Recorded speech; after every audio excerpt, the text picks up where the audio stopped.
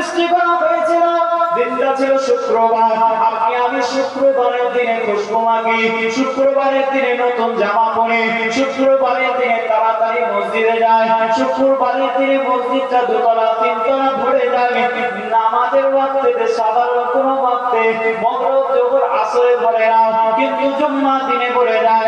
তার কারণ হচ্ছে জুম্মা হচ্ছে স্পেশাল দিন। প্রত্যেকটা মুসলমানের অন্তরের মধ্যে জেগেছে আল্লাহ পাক এমন একটা জুম্মার ইজ্জত জেগেছে।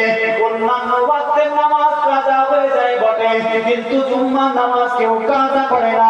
টাইমে টাইমে টাইমে টাইমে গিয়ে কলকাতায় থাকুক, যেখানে থাকুক, কাজ কামে থাকুক, জুম্মার নামাজটা পড়ার চেষ্টা করে। কেন কেন কেন আপনাকে জিজ্ঞাসা করবো, ঈদুল ফিতরের দিন, ঈদুল ফিতরের দিন, রোজার ঈদের দিন আপনি যেমন খুব তাড়াতাড়ি নামাজ পড়তে চলে যান, টাইম টু টাইম মেনটেন করে চলে যান, ঈদুল আজহার দিন আপনার কাছে গুরুত্বপূর্ণ, তেমনই সপ্তাহে একদিন জুম্মার দিন আপনার কাছে গুরুত্বপূর্ণ হলো।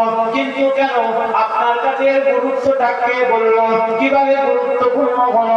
আল্লাহ রাসূল জানিয়ে দিলেন জুম্মার গুরুত্ব এই জন্য, জুম্মাটা এই জন্য তোমাদের কাছে একটা ঈদের দিন, কারণ এই জুম্মার দিনেতে আমার